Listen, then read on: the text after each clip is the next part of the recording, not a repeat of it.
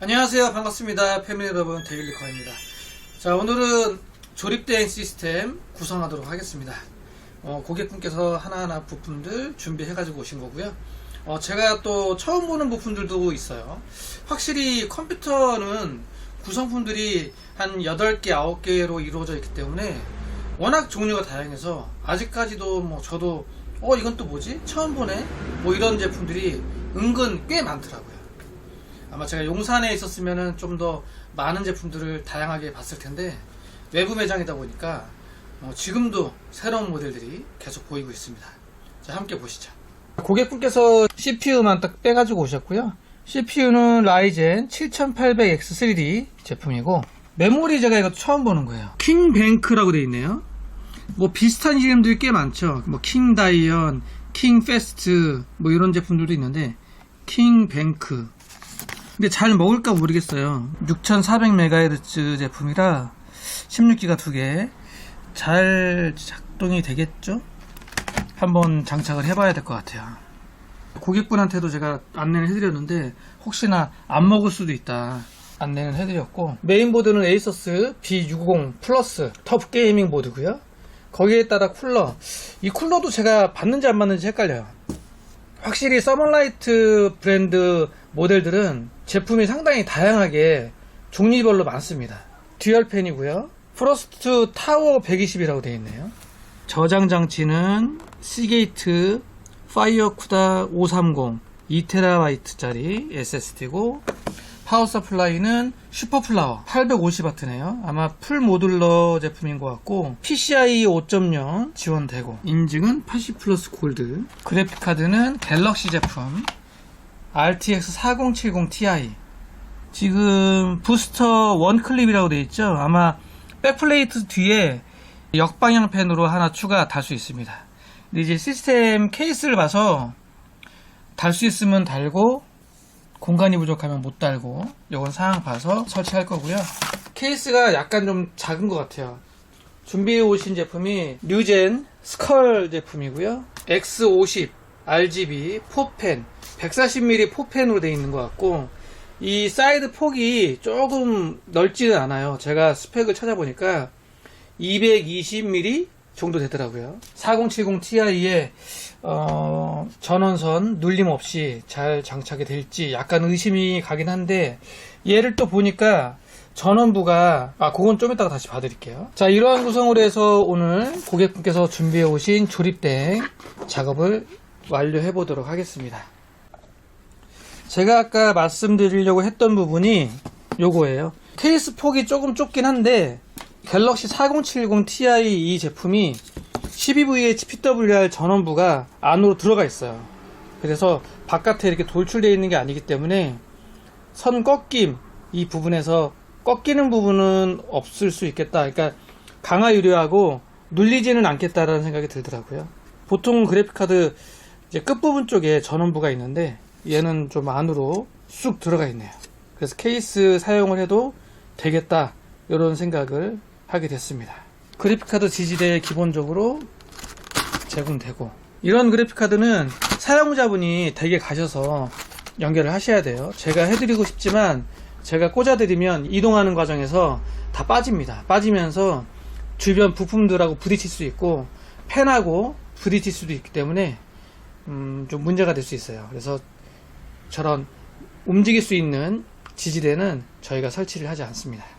이 CPU는 실링 처리된 건 처음 봤거든요. 이거 어디 알리나 이런 데서 사셨나? 실링 처리가 돼 있네요.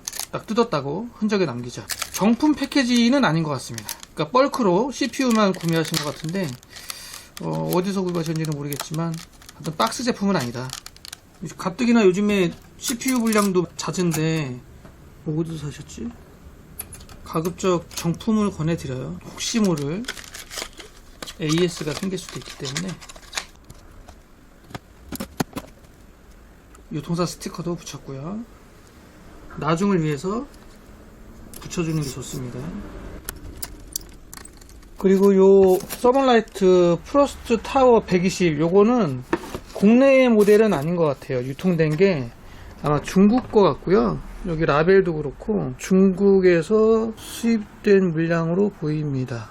여기에는 AM5라고 적혀 있긴 한데 매뉴얼에서는 AM5는 없어요. AM4, 그 다음에 115X, LGA 1700. 아마 조금 된 구모델인 것 같아요. 사용하는 데에는 문제는 없을 것 같고, 왜냐면 AM4, AM5가 브라켓을 동일하게 쓰기 때문에 이어서 장착을 해보도록 하겠습니다.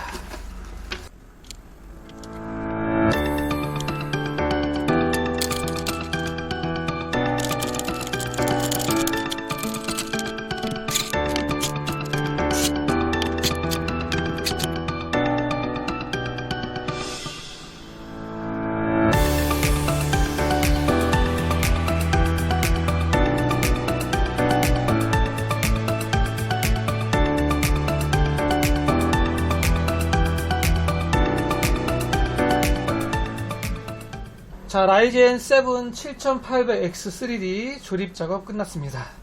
이 스컬 X50 RGB 케이스는 제가 처음 접해보는 건데, 뭐 색다른 면도 좀 있고요. 그리고 전체적으로 이 폭이 넓진 않거든요. 좁으면서 4070 Ti 그래픽카드가 충분히 장착이 됩니다. 메인보드 뒤쪽 바닥면 쪽은 최대한 얇게 해놓고 내부 공간을 조금 키운 것 같아요. 4070 Ti인데 12VH PWR 케이블 연결하고도 충분히 안으로 들어가 있어요. 그래서 강화 유리를 닫아도 뭐 배선에 걸리거나 뭐 이런 건 전혀 없습니다. 가격을 보니까 케이스가 아까 얼마다 4만원 초반? 4만원 정도 되는 케이스던데 가격 대비 뭐 요런 면은 괜찮은 것 같고, 전체적인 뭐랄까 마감 처리라든지 이런 거는 딱 요 가격대인 것 같아요.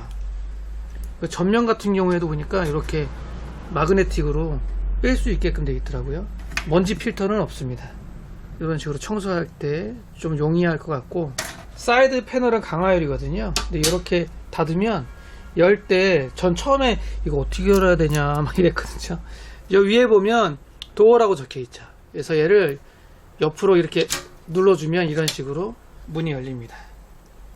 요것도 또 색다르죠. 강화 유리는 그렇게 얇진 않아요. 좀 두껍습니다. 가격 대비 두꺼운 편에 속하는 것 같고, 전체적인 내부 공간은 조금 생각보다 좀 넉넉하다. 단점은 파워 서플라이 조립을 할 때 파워 서플라이가 밑으로 처지지 말게 다른 제품들 보면은 여기에 그 스펀지 같은 이런 패드들이 붙어 있어서 얘를 딱 위로 올리게끔 되어 있는데, 얘는 그런 건 없는 것 같아요. 그래서 나사 채울 때 조금 불편한 감은 있어요. 파워가 자꾸 밑으로 처지니까 손으로 약간 띄어 올리면서 나사를 조여야 돼요. 파워 서플라이 장착할 때 그런 면이 조금 불편한 것 같고, 그리고 이 내부 공간을 좀 더 늘리기 위해서 선정리할 수 있는 메인보드 후면 쪽 이 공간을 최소화 시켰어요. 그래서 여기도 보면 지금 CPU 보조전원 케이블만 딱 케이블 타이로 묶었는데, 물론 이제 사이드 박스가 여기에 딱 닫히기 때문에 공간이 아예 없진 않지만 최대한 타이트하게 후면을 잡아놨다. 그래서 이 측면 이 커버 나사 두 개 풀르면 약간 안으로 들어가 있거든요. 여기다가 선정리를 할 수 있게끔 해놨어요. 그래서 안으로 조금 선정리를 하고, 또 보이면 지저분하니까 지저분하지 않게끔 커버를 달아놨네요. 생각보다 선정리할 수 있는 공간은 조금 타이트하다. 그리고 ID 커넥터 전원부를 쓰기 때문에 시스템 펜은 여기서 이렇게 나가게끔 해놨네요. 3펜으로 전면 셋, 후면 하나. 그래서 이렇게 달아놨고, 이게 있는 이유는 LED 때문에 쪽보드가 있는 것 같아요. 그래서 LED 버튼을 끄면 시스템 펜 LED는 꺼집니다. 누르면 켜지고요. 요거 스위치를 이렇게 달아놨어요. 얘를 작동시키는 게 요거고, 위에는 자석식 먼지 필터 있고요. 후면 공간은 상당히 좀 타이트하다라는 거 참고해 주시면 좋을 것 같습니다. 그리고 그래픽카드 백플레이트 쪽 펜 하나, 혹시나 메모리나 쿨러 때문에 간섭이 생길까 달 수가 없지 않을까 생각을 했는데, 간섭은 없었어요. 잘 설치가 됐고 지금 작동도 잘 되고 있네요. 그래픽카드 전원선 12VHPWR 여기는 하단에서 이렇게 묶어서 중간에 케이블 타일을 이렇게 하나씩 묶어놨고, 갤럭시 RGB 연동 케이블은 여기 왼쪽에 있는 거, 여기 갤럭시 그래픽카드 5V RGB 연동 케이블이에요. 그리고 메모리 6400 혹시나 안 먹을까, XMP 이게 AMD니까 X4죠. X4 안 먹을까 하고 조금 걱정을 하긴 했는데 잘 먹었네요. X4 6400으로 잘 먹었고요. 윈도우는 고객분이 설치하실 거라 저희 SSD 울려서 테스트 작업, 뭐 시네벤치라든지 아니면 시리즈마크, 파이어 스트라이크 이런 테스트 작업들을 완료했습니다. 케이스는 가격 대비 가성비에 속하는 케이스 같다. 지금 현재 한 4만원 정도 하니까 이런 스타일도 뭐 좋아하시면 사용해 보셔도 괜찮을 것 같고요. 생각보다 내부 공간은 넓다. 하지만 메인보드 후면 공간은 좁다. 파워박스 밑에 파워 지탱할 수 있는 패드 같은 거는 없다. 그런 거는 좀 보완을 하면 좋을 것 같고, 한 4만원 선에서 RGB 감성도 좀 느낄 수 있는 그런 케이스를 찾으시면 뭐 나쁘지는 않을 것 같긴 한데, 글쎄요, 저는 이제 선정리하거나 이럴 수 있는 공간이 조금.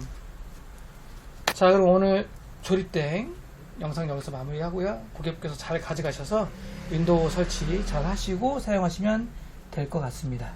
자, 그럼 다음에 또 다른 영상으로 찾아뵙도록 하겠습니다. 자, 오늘 영상 여기까지.